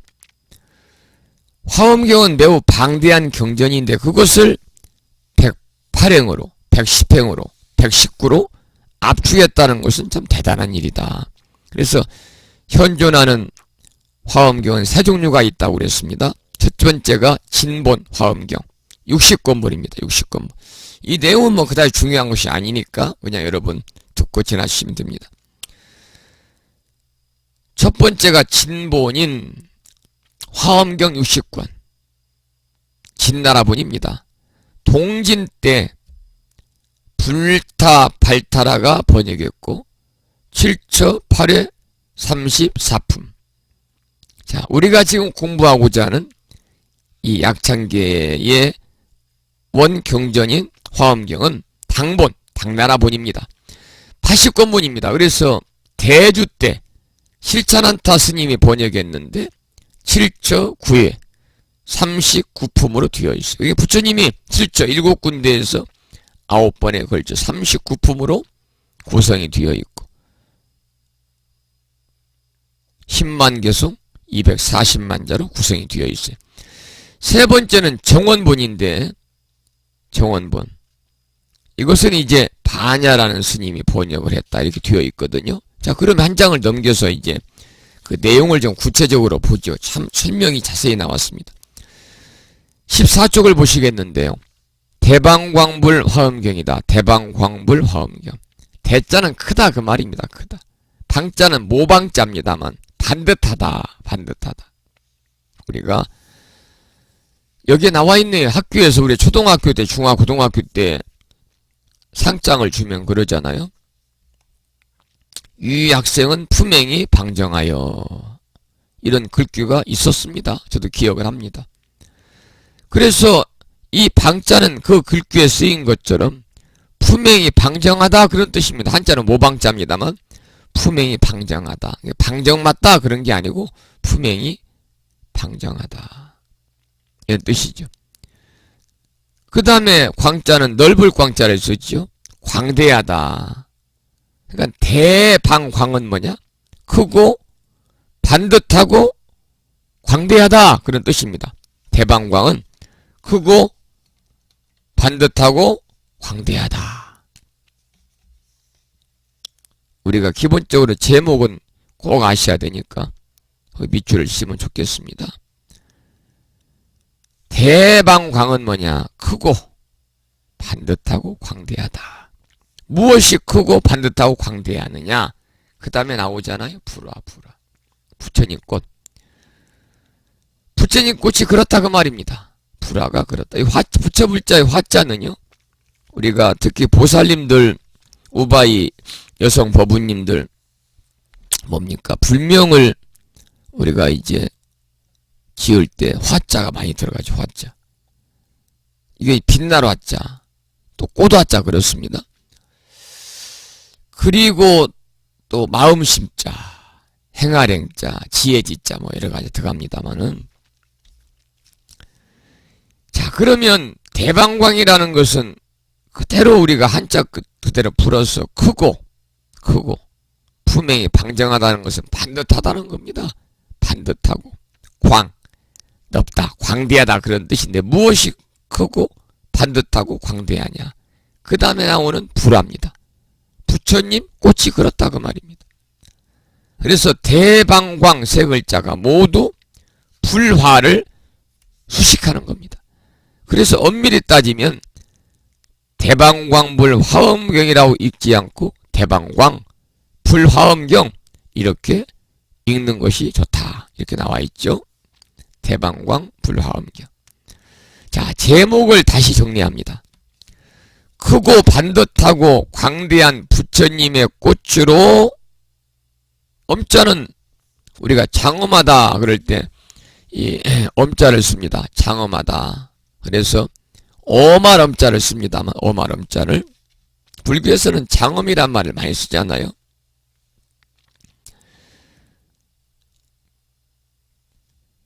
크고 반듯하고 광대한 부처님 꽃으로 장엄한 경전이다. 이런 뜻입니다. 크고 반듯하고 광대한 부처님 꽃으로 장엄한 경전이다. 이렇게 이제 대방광불 화엄경을 풀어서 제목을 정리할 수가 있겠습니다. 동양적 세계관에서는 최상용의 구성 원리로 사물을 설명하거든요. 최상용. 그래서 대는 채입니다. 몸이고요. 방은 상입니다. 눈에 보이는 형상이죠. 광은 쓸용자입니다. 그래서 최상용. 그래서 대방광입니다. 그래서 본체가 크고 모양은 반듯하고, 용이니까 쓰임새지요. 쓰임새는 광대하다 그런 뜻입니다. 본체가 크고 모양은 반듯하고 쓰임새는 광대하다. 그와 같은 부처님의 꽃으로 장엄한 경전이라는 이런 얘기입니다. 부처님 꽃으로, 그와 같은 부처님 꽃으로, 뭐와 같은? 본체가 크고 모양은 반듯하고 쓰임새는 광대한 부처님 꽃으로 장엄한 경전이다. 그러니까 여기서 장엄했다고 하는 것은 뭐냐? 꾸몄다 그 말입니다. 꾸몄다. 장엄, 꾸몄다. 우리가 절에서 행사할 때는 뭐 장엄한다고 그러잖아요. 꾸몄다 그 말입니다. 아름답게, 품격 있게. 그런데 여기서 이제 중요한 것은 뭐냐? 불화입니다. 대방광불, 대방광, 불화. 불화예요. 부처님 꽃이거든요. 그럼 부처님 꽃은 무엇이냐? 이렇게 설명을 했어요. 들국화는 장미꽃을 부러워하지 않는다는 말이 있습니다. 그러나 요즘 세태를 보면은 장미를 부러워하듯이 성형을 많이 합니다. 들국화가 장미를 닮으려고 난립니다. 들국화는 들국화 나름의 멋과 맛이 있지만 굳이 장미꽃을 닮으려다가 자기의 고유한 향기조차 비우지 못하게 되는 것입니다. 우리가 어떻게 사는 게 잘 사는 것인가? 여기서 이분은, 이 책을 저술하신 분은 잘 사는 법을 생긴 대로 사는 게 가장 잘 사는 거다 이렇게 말씀을 하셨네요. 억지로 남을 닮아가려고 하다 보면은요, 자기의 개성이 없어집니다. 이건 맞는 말입니다. 자기의 개성이 없어져요. 화엄경에서는 모든 꽃이 부처님의 꽃이다라고 말합니다. 모든 꽃이 부처님의 꽃이다. 불화입니다. 불화. 모든 꽃이. 이 말씀은 부처님 꽃이 아닌 게 없다 그 말이죠. 그래서 여러분이 세상에 태어난 것은 이 세상이 여러분을 간절히 원했기 때문입니다. 따라서 이 세상에 쓸모없는 사람은 하나도 없다는 겁니다. 다 어딘가에는 쓸모가 있기 때문에 태어난 거예요. 자기의 쓸모에 알맞게 쓰이면 우리가 완전 연소가 되는 것이고, 그렇지 못하면 불완전 연소다, 이렇게 비유를 했습니다. 그래서 이 대방광불 화엄경이라고 하는 제목만으로도요, 대단한 그 의미가 있습니다. 대단한 의미가 있어요. 그래서 산공스님의 음성 공양 중에도 대방광불 화엄경이라고 하는 제목의 진언의 노래가 있거든요. 따라서 화엄경의 제목은 제목만으로도 커다란 의미가 있다, 그 말입니다.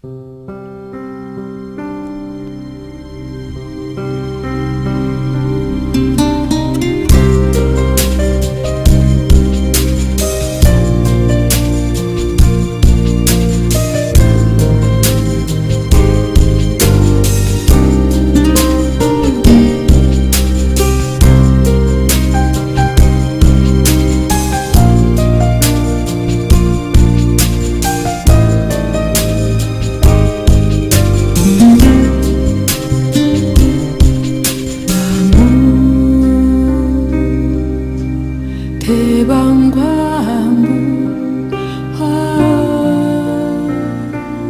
화엄경 나무 대방광불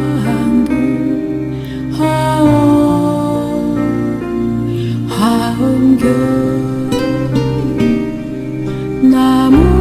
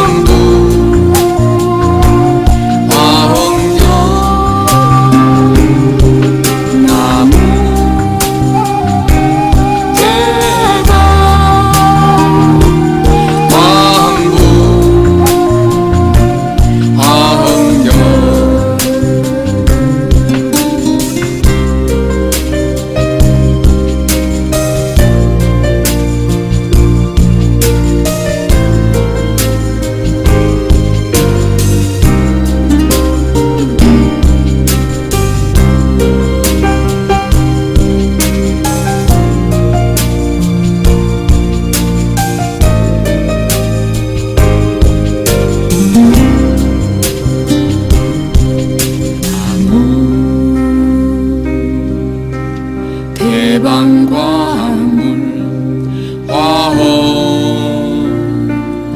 화엄경 나무 대방광불 화엄경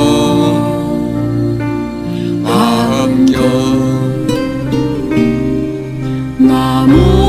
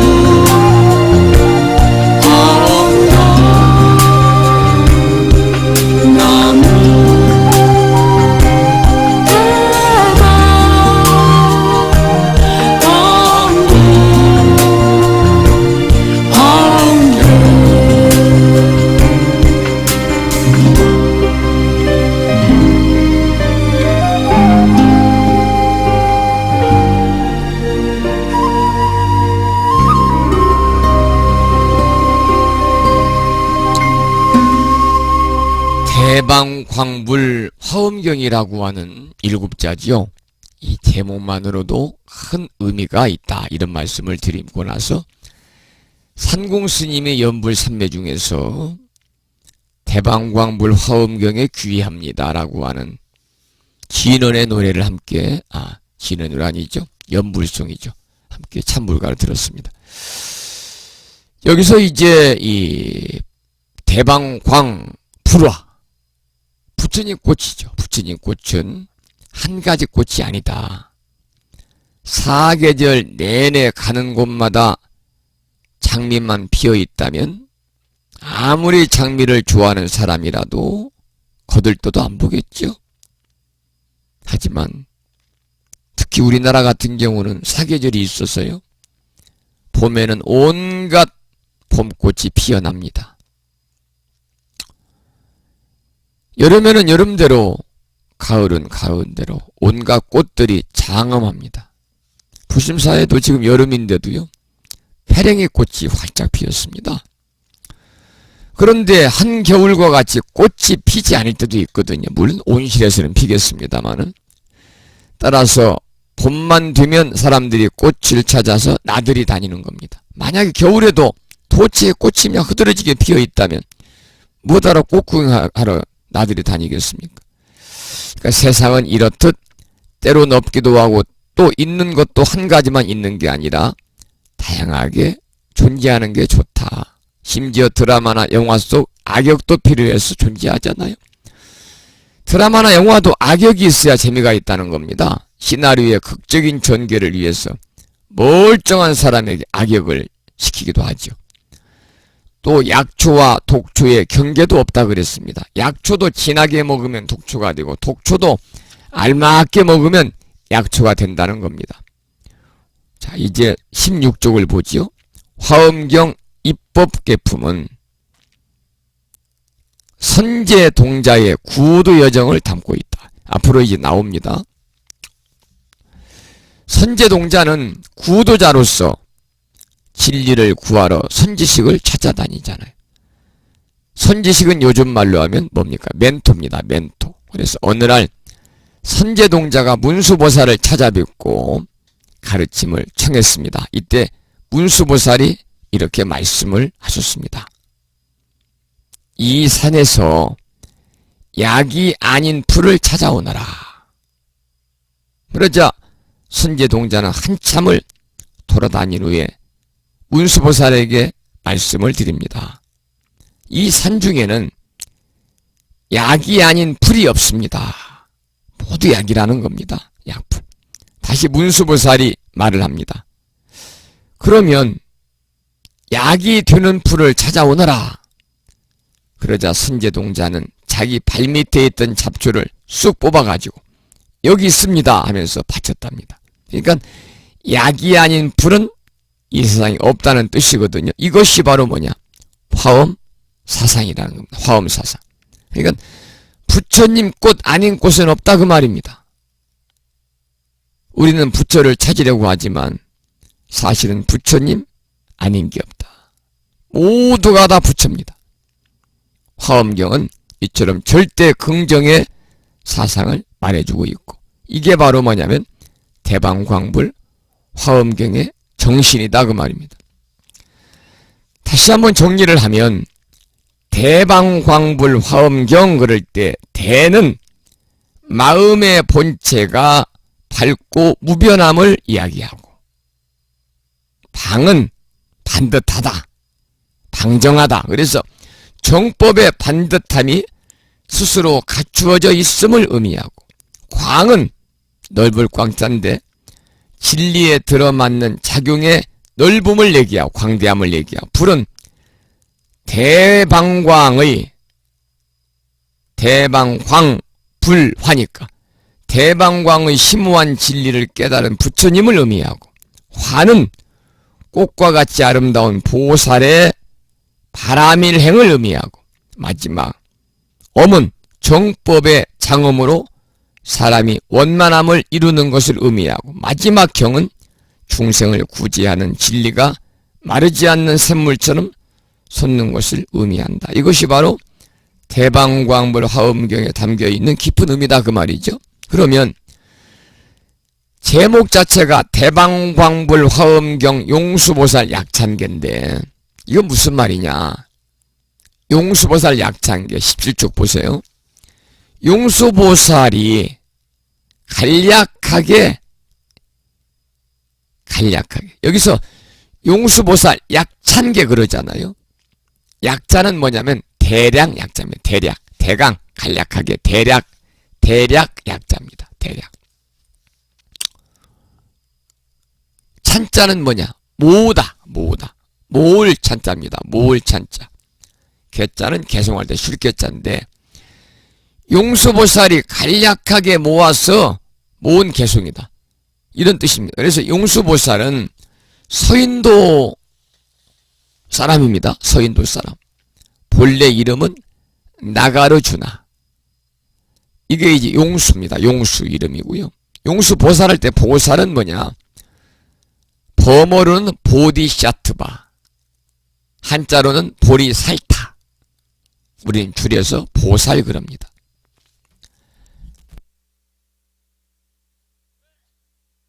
보살은 상구불이 하와 중생을 목적으로 해요. 대승불권에서 상구불이는 뭐냐? 위로는 보리를 구한다. 보리는 깨달음이니까 위로는 깨달음을 구하고 하와 중생, 아래로는 중생을 구제하는 것을 목적으로 합니다. 보살은. 그런데 위로 깨달음을 구하는 것도 더불어 아래로 중생을 구제하는 것도 모두 다 부처님의 가르침에 의해서만 가능하다는 거죠. 그렇기 때문에 진정한 보살은 대부분 논사입니다. 논사.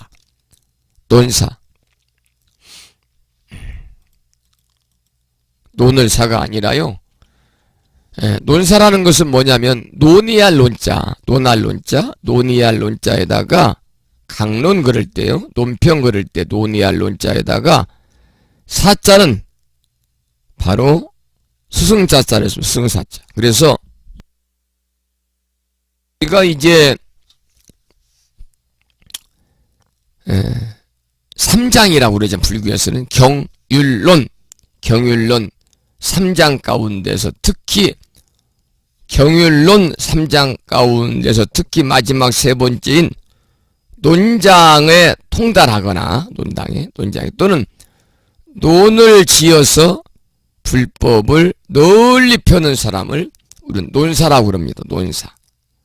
대부분 진정한 보살은 논사다. 그래서 부처님의 가르침을 그 시대의 용어로 잘 정리해 놓은 분이 진정한 보살인데,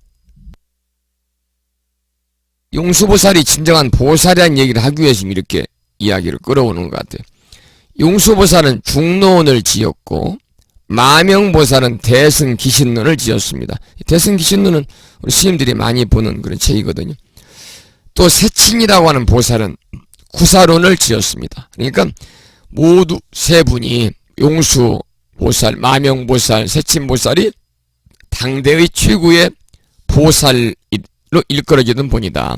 그 중에 용수보살은 대승 최고의 논사로 추앙받는 분이었습니다. 특히 용수보살은 공사상에 대해서 잘 정리를 했고 화엄경의 10지품의 주석서인 10주 비바사론이라든지 화엄의 유심사상을 논하는 12문론을 쓴 대단한 분이다 그 말입니다. 우리가 일설에 의하면 용수보살이 산매에 들어가지고 용궁에서 화엄경을 가져왔다고 그러거든요. 화엄경은 본래 굉장히 방대한 경전인데 이것을 119, 110행으로 7원 110행으로 정리한 분이 바로 용수보살이에요. 우리는 용수보살이 정리한 개송만 잘 읽어도요, 앞으로 화엄경 약창계만 우리가 잘 읽어도 화엄경의 말 그대로 핵심 사상을 우리들이 그대로 파악할 수가 있을 것입니다. 예, 이 용수보살에 관한 얘기까지 함께 지금 생각하고 있는데, 서인도에서 스님이었습니다. 서인도의 출신의 스님이었습니다. 우리가 이제 이 화엄경약찬계 절에서 신중기도할 때 많이 있습니다만은 독송하고 그러잖아요. 이 용수보살이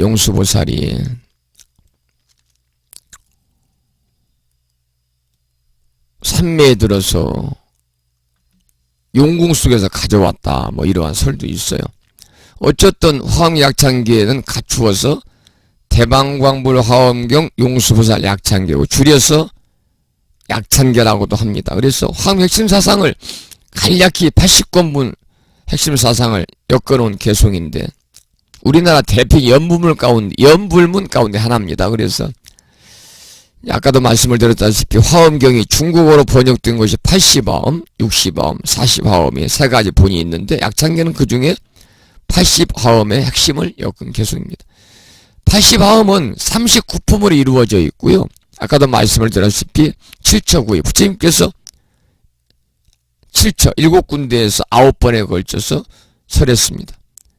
용수보살은 소승불교를 다시 대승불교로 끌어올린 체계적으로 완성을 했기 때문에 용수보살을 우리는 대승의 아버지다 이렇게 부르고 있고, 모든 종파에서는 다투어서 용수보살을 조사라고 추앙을 하고 있고 제2석가모니불이다 라고도 이렇게 부르고 있습니다. 오늘은 제목을 공부하고 있습니다. 대방광불 화엄경, 크고 넓고 올바른 부처님의 화엄경을 용수보살 약찬계, 용수보살이 찬타는 개송이다 그 말이죠. 자, 그러면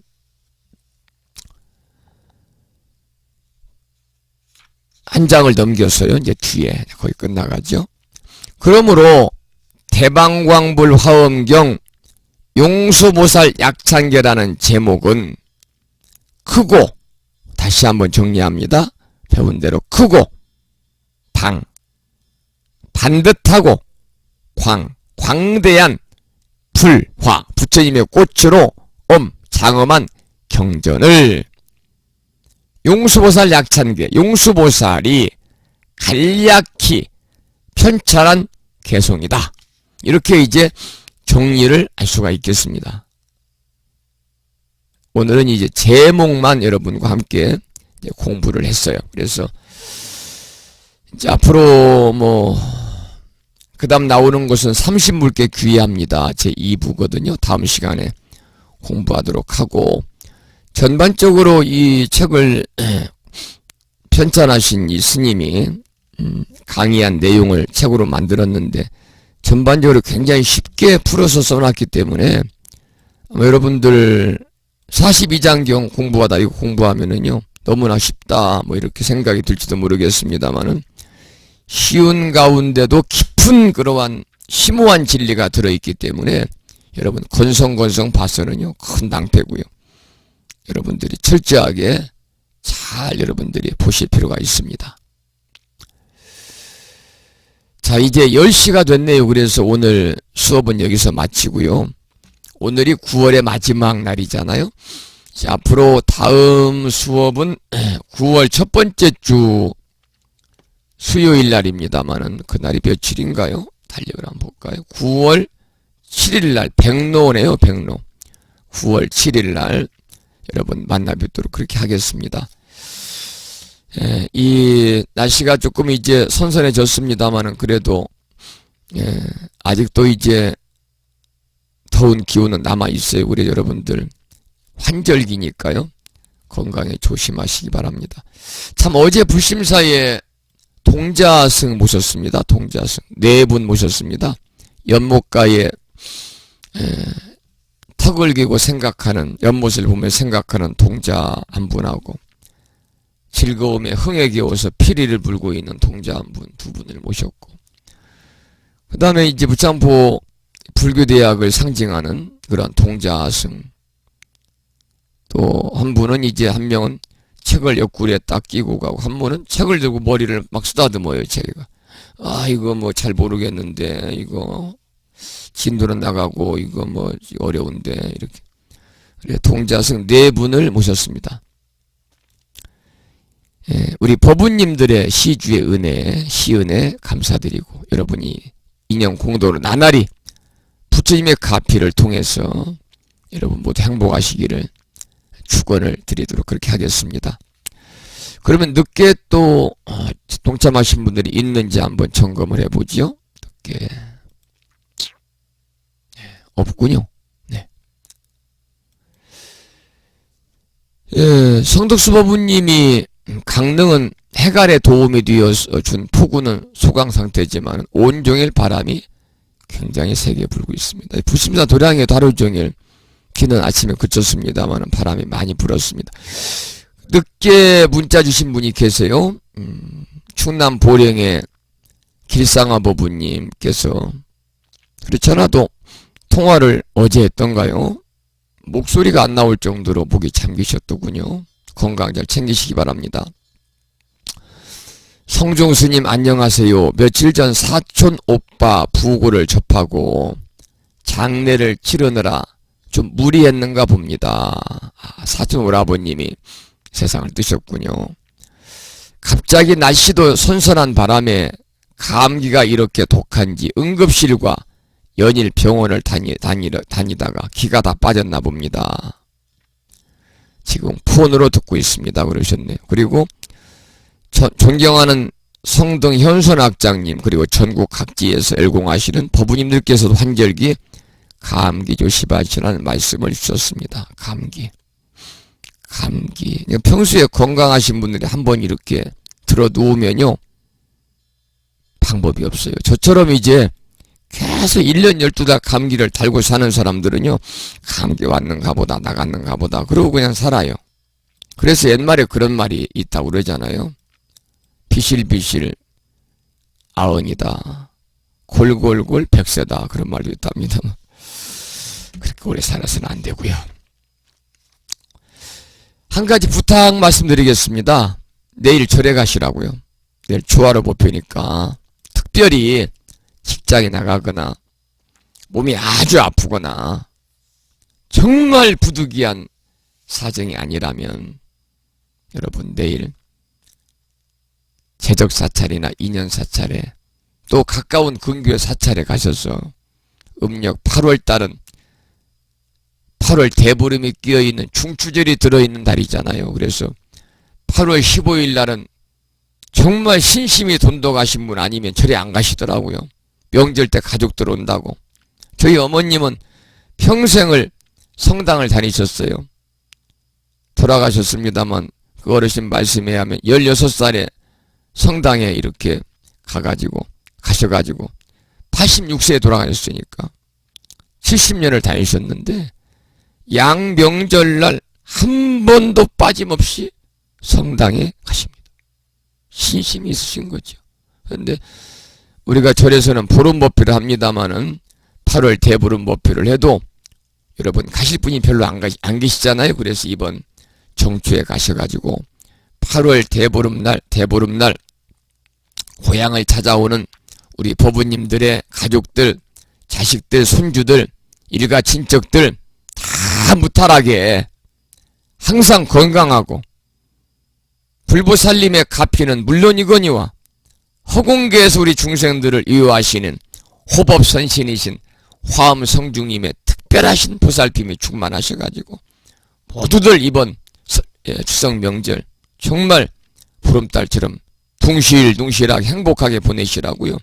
여러분 꼭 기도하시는 마음으로 여러분 내일 초하루법회에 동참하십사 그런 말씀을 드리고 저도 오늘 읍내에 나가서 오전에 나갔다 왔네요. 과일도 좀 사고 시루떡도 맞추러 갔는데 시루떡 맞추러 갔더니 그 보살님께서 이 양반이 바쁘고 하니까 이제 절에는 이렇게 열심히 다니는 분은 아닌데 그냥 마음이 불잡니다. 그런데 마음만 절에 가 있죠. 아니 스님 추하루인데 제가 떡공양 올리겠습니다. 그래가지고 돈을 들였더니 막 뿌리쳐가지고 그냥 왔습니다만은 내일 부심사 오실 분들은요 늦어도 9시 40분 안에 오셔서 잠깐 좀 이렇게 여러분들 차담도 하고 그러다가 법회 시작해야지 삼귀 막을 때 두른다든지 선수경 할 때 두르는 것은 바람직하지 않다. 그런 말씀을 드립니다. 30분 전에는 절에 도착하시는 것이 도리다, 그런 말씀이죠. 여기서 오늘 강의 마치겠습니다.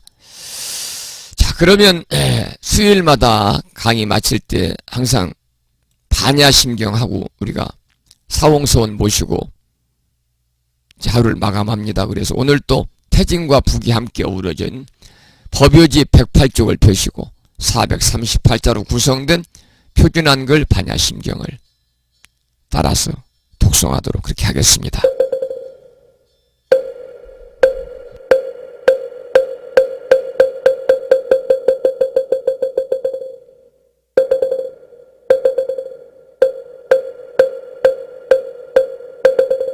아반야 바람일다 심경관자제보살이 깊은 반야 바람일다를 행할 때 오니 공한 것을 비추어 보고 온갖 고통에서 건너느니라.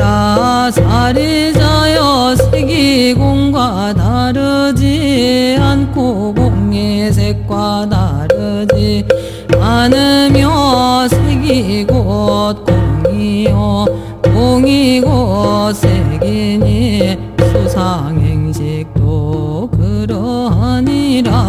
사리자여 모든 법은 공하여 하지도 멸하지도 않으며 더럽지도 깨끗하지도 않으며 들지도 줄지도 않느니라. 그러므로 공 가운데는 색이 없고 수상행식도 없으며 안입이 설신의도 없고 색성향 기초법도 없으며 눈의 경계도 의식의 경계까지도 없고 무명도 무명이 다음까지도 없으며 늙고 죽음이 다음까지도 없고 고집멸도도 없으며 지혜도 어둠도 없느니라. 얻을 것이 없는 까닭에 보살은 반야바람일도를 의지함으로 마음에 걸림이 없고 걸림이 없으므로 두려움이 없어서 뒤바뀐 헛된 생각을 멀리 떠나 완전한 열반에 들어가며 삼세의 모든 부처님도 반야바람일도를 의지함으로 최상의 깨달음을 얻느니라. 반야바람일도는 가장 신비하고 밝은 주문이며 위없는 주문이며 무엇과도 힘들 수 없는 주문이니 온갖 괴로움을 없애고 진실하여 망하지 않음을 알지니라. 이제 반야바람일도주를 바라리라. 아제 바라 승아제 모지사바 아제 바라 승아제 모지사바 아제 바라 승아제 모지사바. 다음에는 불자보묘집 599쪽을 펴시고요. 보살의 4가지 총원이죠. 사홍서원을 모시겠습니다.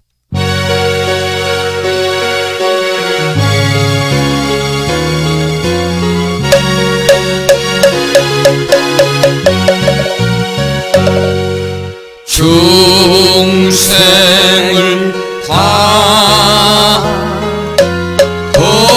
번지오리다.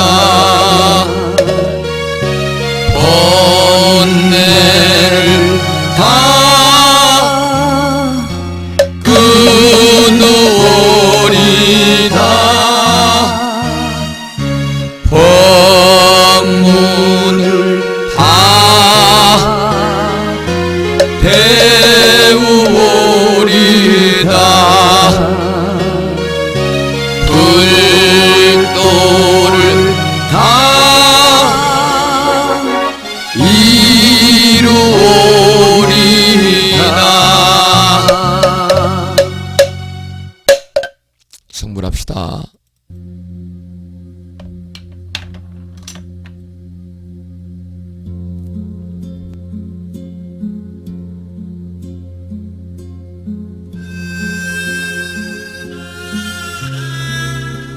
10시 13분 접어들고 있습니다. 오늘 또 2시간이 넘는 시간 동안 함께 우리가 화엄 약찬계 오늘 첫 시간 함께 공부를 했습니다. 이 약찬계 우리가 공부를 통해서 약찬계는 중생이 보살행을 통해서 자신의 본래 모습인 부처로 살고자 하는 마음을 일으켜 가지고 정각을 이루게 하는 하나의 수행법이 약찬계 독송입니다. 결국 핵심은 뭐냐? 소원 성취를 훨씬 뛰어넘어서 정각을 이루는 겁니다. 그것이 바로 약찬계 기도의 핵심이에요. 중생이 보살행을 통해서 여러분이나 전에 본래의 모습이 부처잖아요. 그러니까 우리가 보살행을 통해서 우리 모두 자신의 본래의 모습인 부처로 살고자 하는 마음을 일으켜 가지고 정각을 이루게 하기 위해서 우리가 수행합니다. 그러면서 약찬계 독송을 하는 거죠.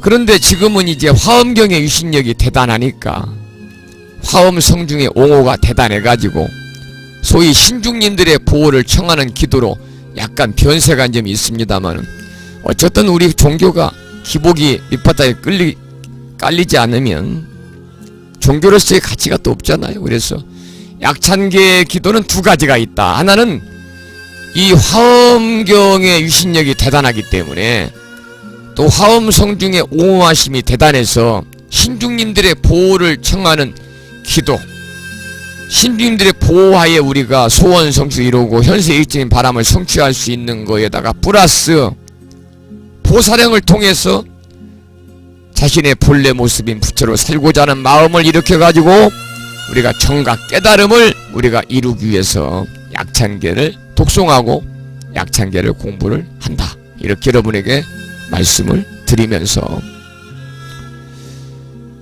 여기서 오늘 강의를 마치고요. 저는 9월 첫 번째 수요일날 반가운 모습으로 만나 뵙겠습니다. 지금까지 무창포 불심사에서 진어 성종이었습니다. 법부 여러분 안녕히 계시고요. 평안히 주무시고요. 행복한 꿈 꾸시기 바랍니다. 오랜 시간 동안 고맙습니다.